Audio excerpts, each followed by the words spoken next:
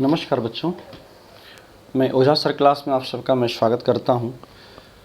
आज क्लास 9 और क्लास 10 के लिए मैं स्पेशल जो सीबीएसई के द्वारा जो न्यू सिलेबस लॉन्च किया गया है, जस्ट एक दिन पहले सीबीएसई ने जारी किया है नया सिलेबस। वास्तव में कोरोना को देखते हुए जिस प्रकार से कि 2 साल पहले उन्होंने सिलेबस को रिड्यूस किया था, उसी प्रकार से इस बार भी उन्होंने किया है। अभी हमने जो 1 मई को आपने देखा होगा, जो मैंने सिलेबस डाला था आपका सीबीएसई क्लास 9 और क्लास 10 का, वो सिलेबस पूरे 80 मार्क्स का था, चूँकि 20 मार्क्स स्कूल के द्वारा दिया जाता है आंतरिक मूल्यांकन के तौर पर। इसमें आप देखिएगा बहुत ऐसी चीज़ें हैं जो इन्होंने क्लियर नहीं किया है। सीबीएसई के द्वारा जो अभी सिलेबस जो जारी किया गया है, इससे वास्तव में 2 पार्ट में बांटा गया है। तो 2 पार्ट में बांटा है, मतलब एक फर्स्ट टर्म, एक सेकंड टर्म। तो फर्स्ट टर्म में उन्होंने क्या किया है कि 40 नंबर का कर दिया, और फिर सेकंड टर्म उन्होंने 40 नंबर का कर दिया है। लेकिन इन्होंने अंकों का जो है वो विभाजन नहीं किया है, मार्क्स का जो है डिस्ट्रीब्यूशन नहीं किया ढंग से, किस किस कौन कौन से प्रश्न कितने कितने मार्क्स के होंगे। तो चलिए इसी पर आज हम लोग चर्चा करेंगे आपके साथ। जिन लोगों ने हमारे चैनल को देखा है वो ज़रूर सब्सक्राइब करें यदि आपने नहीं किया है तो, और अपने मित्रों में शेयर करें ताकि अधिक से अधिक बच्चों को लाभ हो सके। तो चलिए शुरू करते हैं। इसमें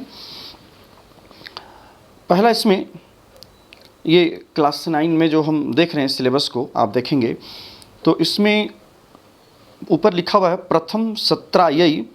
यहाँ देखिए, प्रथम सत्रायै परीक्षायै संशोधित पाठ्यक्रम। ये जो है आपको सारा का सारा मल्टीपल चॉइस क्वेश्चन होंगे, ऑब्जेक्टिव टाइप के क्वेश्चन होंगे, जो आपको फर्स्ट टर्म में जो प्रश्न आपको पूछा जाएगा। चूँकि इन्होंने कोरोना को रखते हुए इन्होंने 2 भाग में इन्होंने डिवाइड किया। तो पहला जो होगा वो प्रथम सत्र के लिए जो फर्स्ट सेशन आपका होगा, फर्स्ट टर्म, वो आपका 40 मार्क्स का होगा। तो 40 मार्क्स में इन्होंने जो मार्क्स का डिस्ट्रीब्यूशन किया वो देखिए। तो स्वर संधि में इन्होंने दीर्घ दिया है, गुण दिया है और अयादि। इसमें से इन्होंने वृद्धि संधि को और यन संधि को इन्होंने छोड़ दिया है। और क्या, ये स्वर संधि में, व्यंजन संधि में यदि आप देखिए तो वर्गों का जो प्रथम वर्ण है उसको तृतीय वर्ण में परिवर्तन, है ना, प्रथम वर्ण का तृतीय वर्ण, जैसे कि क का जो है गौ में, जैसे वाक जोड़ ईसह वागीसह, क जो है गौ में जैसे बदल जाता है, तो इस प्रकार का जो उदाहरण है वो प्रथम वर्ण का तृतीय वर्ण में होना है। फिर म के स्थान पर अनुस्वार का होना, और विसर्ग संधि में उत्तु का, उत्तु मतलब ओ हो जाना, है ना, जैसे कि मन जोड़ रथा मनोरथा, तो यहाँ पर ऊ को ओ हो करके ये उत्तु विधान के अंतर्गत आता है। मैंने पिछली बार जो वीडियो बना करके दिया था उसमें मैंने इसका काफ़ी बृहद चर्चा किया है। तो ये जो होगा ये संधि से रिलेटेड आपका ये 4 नंबर का प्रश्न आएगा, 4 मार्क्स का। ये देखिए मैंने यहाँ लिख दिया है 4 मार्क्स का। दूसरा है शब्द रूप में। चूँकि हम लोग क्लास 9 की चर्चा कर रहे हैं, यहाँ पर ऊपर देखिए क्लास 9 के लिए, तो यहाँ पर शब्द रूप में यदि आप देखें तो शब्द रूप में भी आपको 4 मार्क्स का क्वेश्चन रहेगा, जिसमें कि आपको बालक का शब्द रूप है, साधु है, लता है, नदी है, अस्मद जुस्मद है, ये सभी के सभी शब्द रूप आपको पढ़ने हैं। धातु रूप में चलिए आइए, तो धातु रूप में देखिए, धातु रूप में आपको पट है, गम, वध, भू, क्रीड, निरी, ये सभी के सभी धातु रूप दिए गए हैं। ये 5 लकारों में इन सभी को आपको पढ़ना है। सेव धातु और लभ धातु जो कि आत्मनेपदी धातु है, इसे आपको सिर्फ लट लकार और लिट लकार 2 लकारों में पढ़ना है। और ये पूरे के पूरे शब्द धातु रूप जो है आपको 4 मार्क्स के एग्जामिनेशन में पूछे जाएंगे। नेक्स्ट यदि देखिए, अब चलिए इसमें कारक और उपपद विभक्ति में, कारक और उपपद विभक्ति में यदि आप देखिए तो द्वितीया विभक्ति से, चूँकि आपने देखा होगा यदि मेरे पिछले वीडियो को, तो उसमें हमने कारक और उपपद विभक्ति को पढ़ाया है। आपको कहीं जाने की ज़रूरत नहीं है, आप वहाँ से वीडियो को देखें और अपने सिलेबस की तैयारी आप कर सकते हैं। तो वहाँ पर द्वितीया से रिलेटेड जो आपको उपपद विभक्ति पढ़ना है, ये कारक और उपपद विभक्ति से रिलेटेड जो प्रश्न होगा वो भी 4 मार्क्स का होगा। 4 नंबर का प्रश्न आपको कारक और उपपद विभक्ति से रिलेटेड प्रश्न होगा, जिसमें कि द्वितीया से रिलेटेड आपका परिता हो गया, निक्सा है, प्रति है, विना है। द्वितीया से सिर्फ ये 4 पढ़ने हैं। तृतीया कारक से रिलेटेड यदि देखिए तो सह, समम, सार्धम, ये, और विना, अलम और हीना, ये सभी के सभी जितना देख रहे हैं आप, ये 3 और 3 6, ये 6 जो उपपद वाले पद हैं ये आपको तृतीया विभक्ति में पढ़ने हैं। उसी प्रकार से चतुर्थी में देखिए तो रुच, दा, यच, नम, कुप, मतलब रुच धातु या दा धातु या यच धातु, इन सभी के योग में चतुर्थी विभक्ति होती है। और नमः अव्यय के योग में चतुर्थी विभक्ति होती है। फिर कुप धातु में भी आप देखें तो ये भी धातु का प्रयोग किया गया है, तो कुप धातु के योग में चतुर्थी विभक्ति का प्रयोग होता है। तो इस प्रकार से आपको चतुर्थी में यहाँ पर 4 दिए गए हैं। यहाँ ध्यान देना है कि दा और यच का जो ब्रैकेट दिया गया है, यच को ब्रैकेट में, तो दोनों का अर्थ एक ही है। दा मतलब भी देना और यच मतलब भी देना, ठीक है। तो दोनों एक ही अर्थ में यहाँ पर है, तो दोनों में से किसी को एक पूछा जा सकता है। उसी प्रकार से फिर पंचमी में चले ये, तो वीणा, बही, भी और रक्ष, ये आपको 4 ऐसे अव्यय पद हैं और धातु रूप हैं जो कि आपको पंचमी विभक्ति के लिए, पंचमी कारक के लिए, पदान कारक के लिए आपको पढ़ना है। षष्ठी में यदि आप देखें, षष्ठी उपपद विभक्ति में तो हो गया ऊपरी, अधः, पुरतः, पृष्ठतः। ये यहाँ भी ये 4 ऐसे उपपद वाले पद दिए गए हैं जिसके योग में षष्ठी विभक्ति होती है, और इन्हीं षष्ठी विभक्ति वाले पदों को आपको देखना है ये षष्ठी विभक्ति, षष्ठी कारक के लिए, मतलब संबंध कारक के लिए। फिर चलिए सप्तमी में स्नेह, निपुणः और विश्वस, विश्वस है। तो यहाँ पर इन तीनों यदि रूपों को देखें, इन तीनों उपपद विभक्तियों को देखें, शब्दों को, तो इनके योग में सप्तमी विभक्ति होती है। तो सप्तमी विभक्ति में ये सिर्फ 3 ऐसे उपपद वाले पद हैं जो कि आपको देखने हैं और इसकी तैयारी करनी है। अब चलिए ये आपको 5th में यहाँ प्रत्यय दिया गया है। आपको जो क्लास 9 में जो प्रत्यय पढ़ने हैं, जो CBSE ने जारी किया है अपने सिलेबस में, वो है कत्वा, तुमुन, ल्यप और क्त्वतु। ये 4 हैं जो आपको 4 मार्क्स के यहाँ भी रहेंगे। 4 नंबर के प्रश्न ये भी यहाँ पूछे गए हैं। नेक्स्ट है आपको 6 में संख्या से रिलेटेड आपका एक प्रश्न होता है जो कि देखिएगा यहाँ पर 3 नंबर का, 3 मार्क्स। इसमें आपको 1 से 100 तक की जो संख्यावाची जो शब्द हैं, इससे आपको याद करना होगा और इसी से रिलेटेड आपको प्रश्न पूछे जाएंगे। यहाँ एक चीज़ ध्यान देने का है कि 1 से 4 तक, 1 से लेकर के 4 तक जो संस्कृत के जो संख्यावाची शब्द होते हैं, उसे अलग केवल कहता है प्रथमा विभक्ति में से आप याद करिए, क्योंकि 1 से 4 तक के जो संख्यावाची शब्द हैं वो उनका रूप तीनों लिंगों में चलता है ना। जैसे एकः, एका, एकम, इस प्रकार से पुल्लिंग, स्त्रीलिंग और नपुंसक लिंग में। उसी प्रकार से द्वौ, द्वे, द्वे, है ना, त्रय है, तीसरा है, त्रीणी है। तो ये सभी के सभी जो है रूप, या चत्वारः है पुल्लिंग में, चत्वारी है नपुंसक लिंग में, चतस्र है स्त्रीलिंग में। तो इस प्रकार से 1 से 4 तक के जो संख्यावाची शब्द हैं उनका रूप आपको इसमें चलता है। तो ये आपको 3 मार्क्स का, 3 नंबर का आपको पूछा जाएगा एग्जामिनेशन में। उपसर्गाः, उपसर्ग में जो आपको पढ़ने हैं यहाँ दिए गए हैं। उपसर्ग तो कुल 22 होते हैं। उन उपसर्गों में से जो आपको सिलेबस में दिया है वो देखिए, आ है, वी है, प्रति है, उप है, अनु है, निर है, प्र, अधि, अप, नि, औ, ये सभी के सभी उपसर्ग आपको जो यहाँ दिए गए हैं, इसी से आपको एग्जामिनेशन में प्रश्न पूछे जाएंगे, इससे बाहर नहीं दिए जाएंगे, ठीक है। तो ये आपको जो पूछा जाएगा वो आपको 2 मार्क्स का है। ये ध्यान दीजिए, यहाँ 2 नंबर का आपको उपसर्ग से रिलेटेड प्रश्न होंगे। इस तरह से यदि आप ओवरऑल पूरा मिला करके देखें तो सारा का सारा अनुप्रयुक्त व्याकरण में 25 नंबर का, 25 मार्क्स का क्वेश्चन होगा। जैसा कि मैंने आपको पहले ही बताया था कि ये सभी के सभी इस तरह से फर्स्ट टर्म में आपको ये एक चीज़ ध्यान देने की बात है कि जो भी फर्स्ट टर्म में आपका प्रश्न आएगा वो 40 मार्क्स का ही आएगा, और उस 40 मार्क्स में सारा का सारा जो प्रश्न होगा वो ऑब्जेक्टिव टाइप होगा। मैं आपको फिर से एक बार मैं रिमाइंडर में करा दूं, याद दिला दूं, जिन बच्चों ने नहीं सुना है, पहले देखा है, उन लोगों के लिए। तो फर्स्ट टर्म का जो भी आपकी परीक्षाएं होंगी वो सारा का सारा ऑब्जेक्टिव होंगी और 40 मार्क्स की होंगी। 10 नंबर आपका जो इंटरनल एवेल्यूशन होता है, असेसमेंट होता है, आपका आंतरिक मूल्यांकन होता है, जो विद्यालय के द्वारा बच्चों को मार्क्स दिया जाता है, वो 10 नंबर वहाँ रखा गया है। तो इस प्रकार से 50 मार्क्स आपका हुआ फर्स्ट सत्र के लिए, प्रथम सेशन के लिए, ठीक है ना, फर्स्ट टर्म के लिए। फिर सेकेंड टर्म में जो आपको पूछा जाएगा वो फिर देखिए आगे हम उसमें देखते हैं। तो उसमें सारा का सारा जो सेकेंड टर्म का होगा वो ऑब्जेक्टिव टाइप नहीं होगा, वो सारा का सारा सब्जेक्टिव टाइप का प्रश्न आपको होंगे, लॉन्ग टाइप जो आपको आंसर करना होता है, जैसे पैराग्राफ को पढ़ना, लेटर को लिखना या चित्र देख करके लिखना, ये सारे के सारे जो पोर्शन हैं वो सभी चले गए हैं सेकेंड टर्म में। तो वहाँ पर आपको सेकेंड टर्म में जो आपके प्रश्न होंगे वो भी 40 नंबर के होंगे, 40 मार्क्स के होंगे, और 10 नंबर का जो इंटरनल असेसमेंट होता है, स्कूल के द्वारा जो मार्क्स दिए जाते हैं वो होंगे। तो टोटल मिलाकर के 50 मार्क्स का आपका सेकेंड टर्म में प्रश्न होगा, और ओवरऑल दोनों को जोड़ दिया जाएगा तो आपका 100 मार्क्स का रिजल्ट होगा, जो कि आपको फाइनल एग्जामिनेशन में जोड़े जाएंगे, रिजल्ट आपको दिए जाएंगे। ये इसकी सारी प्रक्रिया है, इसका जो बना हुआ सिलेबस का है। अब चलिए आगे देखते हैं। यहाँ पर 8 में देखिए, तो वाक्यों में प्रश्न निर्माणम, यहाँ देखिए 5 प्रश्नों का प्रश्न निर्माण जो करने के लिए जो प्रश्न आता है, जो आपके बुक से दिया होता है, प्रश्न निर्माण कैसे करें, मैंने भी अपने वीडियो में डाला है, उससे आप देख सकते हैं। तो ये आपको 5 मार्क्स का क्वेश्चन होगा, जो 5 प्रश्न आपको रहेंगे 5 मार्क्स का, एक एक नंबर का एक एक प्रश्न होगा जो 5 मार्क्स के होंगे। 9th में चले ये शब्दार्थ चयनम, जो आपके बुक में जो प्रसंग आया हुआ है स्टोरी में, उसके अनुसार जो है शब्दार्थों का उसमें चयन करना होता है, मैचिंग करने के लिए दिया जाता है कि यदि यहाँ पर कोई शब्द दे दिया गया, उससे समानार्थक शब्द दूसरा कौन सा है उससे चुनिए, या फिर विकल्प दे दिया जाता है, उस विकल्प से आपको चुनने के लिए रहता है। तो यही यहाँ तो चूँकि सारा का सारा ऑब्जेक्टिव है, तो यहाँ आपको नीचे ऑप्शन दिया रहेगा, ऊपर एक शब्द दिया रहेगा, इससे मिलने वाले जो समानार्थक शब्द है कौन सा है। तो इस प्रकार के ये जो प्रश्न होगा वो 4 मार्क्स का होगा, ठीक है ना। शब्दार्थ चयनम, शब्दों के अर्थ का चयन करने के लिए, चुनने के लिए। नेक्स्ट 10 नंबर में देखिए, कहता है भाषिक कार्याय तत्वानि पाठ आधारितानि, कहता पाठ पर आधारित जो है वो भाषिक कार्य दिए जाएंगे। मतलब आपने जो चैप्टर में जो लेसन आपने पढ़ा है, उस चैप्टर में से उठा करके वाक्य दिए जाएंगे कि इस वाक्य में कर्ता कौन है, या उस कर्तृपद का क्रियापद क्या है, या यहाँ पर ये विशेष्य है तो उसका विशेषण कौन सा है। तो इस प्रकार से ओवरऑल बुक से रिलेटेड आपको वहाँ पर वाक्य दिए हुए रहेंगे, जो आपके टेक्स्ट बुक से उठा करके दिए रहते हैं, और उसी में ग्रामर के तौर पर पूछे जाते हैं।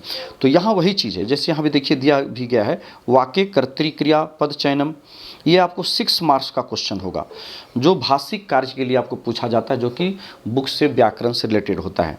तो इसमें आपको वाक्य में कर्तृ और क्रिया, मतलब कर्ता का क्रिया क्या है या फिर क्रिया का कर्ता क्या है, ये दोनों का अन्वयति पूछता है। फिर विशेषण विशेष से रिलेटेड होता है, जो कि मैंने आपको बताया, या पर्याय या विलोम पद दिया हुआ रहेगा, या इस शब्द का विलोम पद कौन सा आया हुआ है इस पैराग्राफ में। तो ये चुन करके आपको चयन करना होता है, चुनना होता है, देना होता है। तो इस प्रकार से आप यदि देखें तो 15 मार्क्स का आपको पठित और बोधन से रिलेटेड यही 8, 9 और 10, ये जो क्वेश्चन आपने देखा, ये तीनों का तीनों क्वेश्चन, ये सभी के सभी आपके बुक से होंगे, जो कि ऑब्जेक्टिव टाइप के क्वेश्चन होंगे, सारा का सारा मल्टीपल चॉइस क्वेश्चन होंगे। और ऊपर जो आपने देखा ये 25 नंबर का 25 मार्क्स का जो यहाँ आप देख रहे हैं, ये आपको ग्रामर से होंगे, व्याकरण से होंगे। तो इस तरह से आपका 40 मार्क्स का फर्स्ट टर्म के लिए ये आपका सिलेबस कंप्लीट होता है। अब चलिए हम लोग बात करते हैं सेकेंड टर्म का। सेकेंड टर्म में जो प्रश्न आपको पूछे जाएंगे, अच्छा एक चीज़ और मैं बता दूं, जो आपको फर्स्ट टर्म में जो बुक के लिए जो चैप्टर जो रिकमेंड किया गया है, उसकी भी ज़रा हम लोग चर्चा कर लें। यहाँ देखिए दिया हुआ है, प्रथम सत्रियायी परीक्षायी निर्धारितः पाठा, इसमें निर्धारित पाठ कौन किए गए हैं प्रथम सत्र के लिए, फर्स्ट टर्म के लिए। तो प्रथम पाठ है, मतलब 4 पाठ को, लेसन को यहाँ चुना गया है। लेसन फर्स्ट भारतीय वसंत गीति, द्वितीय पाठ स्वर्णकाकः, तृतीय पाठ गोदोहनम, और पंचमः पाठ सुक्ति मौतिकम। मतलब यहाँ पर फोर्थ को हटा दिया गया है, चतुर्थ पाठ को यहाँ नहीं लिया गया है। प्रथम, द्वितीय, तृतीय और पंचम, टोटल 4 लेसन यहाँ आपको पढ़ने हैं। और इसी 4 लेसन से जो भाषिक कार्य है, जो क्वेश्चन नंबर 8 में आप देखे हैं, 9 में देखे हैं या 10 में देखे हैं, इसी पाठ से यहाँ पर प्रश्न पूछे जाएंगे, जो कि प्रश्न निर्माण से रिलेटेड होंगे, या शब्दों के अर्थ का चयन करने के लिए रहेगा, शब्दों को किस प्रकार से, किस शब्द का क्या अर्थ है, ये सभी के सभी इसी 4 लेसन से प्रश्न होंगे। तो आपके लिए काफ़ी आसान कर दिया गया है, इसमें आपको ज़रा सा भी टेंशन लेने की आवश्यकता नहीं है, ठीक है। अब चलिए आइए हम लोग अब बात करते हैं सेकेंड टर्म का। वार्षिक परीक्षा जो आपका सेकेंड टर्म होगा, वो एनुअल एग्जामिनेशन होंगे। तो उस एनुअल एग्जामिनेशन में क्लास 9 के लिए जो प्रश्न का जो पैटर्न होगा वो किस प्रकार का होगा, उसको जरा हम लोग यहाँ पर देख लें। तो यहाँ ये जो होगा वर्णात्मक प्रश्न होंगे। वर्णात्मक कहने से मतलब है जो सब्जेक्टिव टाइप का जो प्रश्न होता है, लॉन्ग टाइप का, जैसे एक वाक्य में उत्तर दें या एक अनुच्छेद लिखना है, जो कि इसकी चर्चा हम लोग यहाँ करेंगे। देखिए, एक गद्यात्मक खंड, ये आपको अपठित अवबोधन हो गया, अनसीन पैसेज जिसको हम लोग कहते हैं। ये आपको 10 नंबर का एक पैराग्राफ रहेगा, जो कि इसमें आपको 10 मार्क्स में, इसका मार्क्स का देखिए डिस्ट्रीब्यूशन दिया हुआ है। पहला में दिया गया है 2+4 किया गया है, 2+4, मतलब एक प्रश्न जो एक पद में देना है 2 नंबर का होगा, और 2-2 नंबर का 2 प्रश्न होगा, जो कि एक पूर्ण वाक्य में आपको देना होता है, ठीक है। तो और शीर्षक से रिलेटेड आपका 1 नंबर का प्रश्न होगा, और अनुच्छेद पर भाषी कार्य जो उस पैराग्राफ से रिलेटेड जो व्याकरण के प्रश्न होंगे वो आपको 3 मार्क्स के होंगे। तो इस प्रकार से टोटल आप जोड़ेंगे तो ये 10 मार्क्स यहाँ हो जाएगा, ठीक है। इसमें से दिया हुआ है कि भाषी कार्य में क्या क्या पूछा जाएगा, कर्ता, क्रिया, विशेषण, विशेष्य या पर्यायवाची या विलोम पद, इससे रिलेटेड के प्रश्न होंगे। सेकंड में देखिए, ये रचनात्मक कार्य जो राइटिंग सेक्शन आपका है, तो राइटिंग सेक्शन में क्या क्या होगा रचनात्मक लेखन में, एक आपको औपचारिक अनौपचारिक पत्र आपसे पूछे जाएंगे, ठीक है। औपचारिक अथवा अनौपचारिक पत्र आपसे पूछे जाएंगे जो यहाँ आप देख रहे हैं, ठीक है।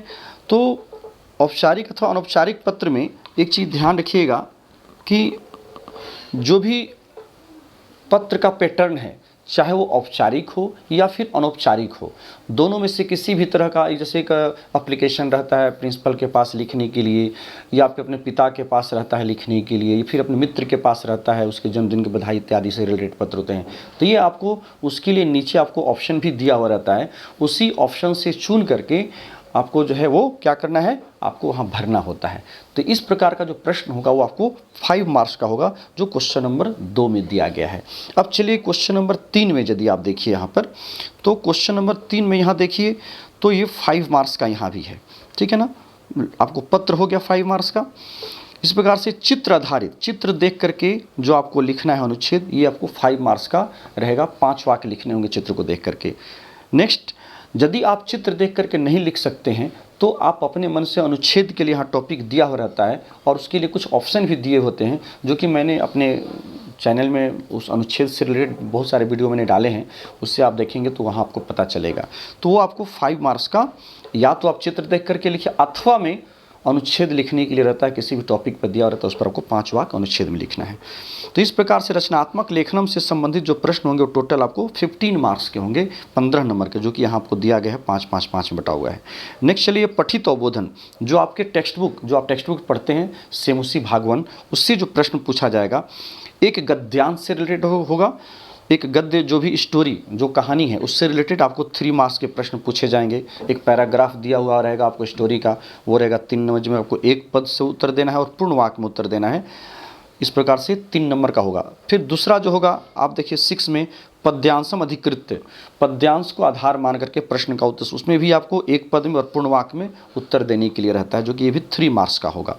इसी प्रकार से फिर नाटक से रिलेटेड होगा, जो आप नाटक पढ़ते हैं, इसमें बहुत सारे नाटक उसमें कुछ कुछ दिए हुए हैं, तो उस नाटक से एक नाटक का अंश उठा करके आपको दिया हुआ रहेगा, जो कि वो भी 3 मार्क्स का होगा, जिसमें 1 पद में और पूर्ण वाक्य में उत्तर देने के लिए आपको रहता है, ठीक है। तो इस प्रकार 3 8 में आप देखिए एक श्लोक का अन्वय करने के लिए रहेगा, जो कि 2 नंबर का होगा, 2 मार्क्स का अन्वय करने के लिए। कोई भी श्लोक दिया हुआ रहता है और नीचे अन्वय करने के लिए दिया हुआ रहता है, जो कि आपको पता ही है, तो आपको 2 मार्क्स का वो होगा। और फिर या तो अन्वय करने के लिए रहता है, नहीं तो फिर भावार्थ लिखने के लिए रहेगा, और उसमें आपको मंजूषा दी हुई रहती है, उस मंजूषा से चुन के आपको करना होता है, तो काफ़ी वो भी आसान होता है, ठीक है ना।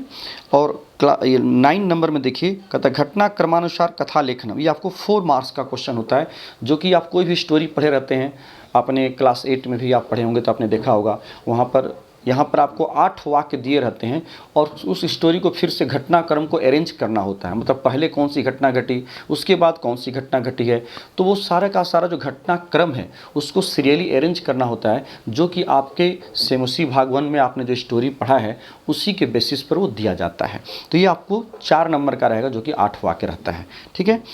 इस प्रकार से आप यदि देखिए तो ये 40 मार्क्स का, ऊपर देखिए 15 और नीचे 15, 13 हो गया, और फिर ये 10 मार्क्स का अनसीन पैसेज, ये तीनों मिलाकर के 40 मार्क्स हो गया, और 40 मार्क्स का क्वेश्चन आपका सेकंड टर्म के लिए पूछा जाएगा। इसमें एक चीज़ ध्यान रखना है कि जो भी आपको पैराग्राफ या नाटक या श्लोक जो दिया गया आपको रहेगा एग्जामिनेशन में, उसके लिए वार्षिक परीक्षा के लिए आपको देखिए यहाँ किया गया है 6 और 9, 10 और 11, ये 4 लेसन चुनकर आपको दिए गए हैं, जो कि भ्रांतो बालः, सिक्ता सेतु 9वां पाठ, 10वां पाठ में जटायो शौर्यम, और एकादश पाठ में पर्यावरणम। ये 4 लेसन चुने गए हैं, रिकमेंड किए गए हैं, जो आपके सिलेबस में दिया। इसी से आपको सभी के सभी, ये जितना आप देख रहे हैं 15 नंबर का क्वेश्चन जो पठित अवबोधन से होगा, वो इसी बेसिस पर होगा, इसी के आधार पर आपसे पूछा जाएगा। आपका पहला टर्म का नहीं पढ़ना और न ही दूसरे लेसन को। यहाँ पर देखिए ये ध्यान देने की बात है कि यहाँ लेसन को छांटा गया है, अलग किया गया है। जैसे 6 के बाद देखिए 7 8 नहीं है, 9 है ना, 6 के बाद, फिर उसके बाद 9 के बाद 10 है और 11 है। तो इन चीज़ों को थोड़ा सा बच्चों को ध्यान रखना चाहिए, कहीं ऐसा नहीं कि जो सिलेबस में नहीं दिया उससे भी आप पढ़ लें। और ये सारा का सारा मैं आपको बता दूं, मैंने अपने चैनल में ये सारा लेसन मैंने डाला है, आप वहाँ से टेक्स्ट बुक को आप मदद ले सकते हैं। टेक्स्ट बुक में यदि पढ़ने में आपको दिक्कत हो रही है इससे व्याकरण से रिलेटेड, तो सारा का सारा व्याकरण, अनसीन पैसेज, अन्वय सब दिया हुआ है, आप उसमें काफ़ी लाभ उठा सकते हैं। चलिए इन्हीं शब्दों के साथ क्लास 9 के CBSE के द्वारा जो जारी किया गया ये जो लेटेस्ट सिलेबस है वो यही हम पूरा करते हैं। फिर नेक्स्ट वीडियो में क्लास 10 को लेकर के मैं आपके सामने में उपस्थित रहूँगा। तब तक के लिए आप हमें आज्ञा दीजिए। बहुत बहुत धन्यवाद। Thank you.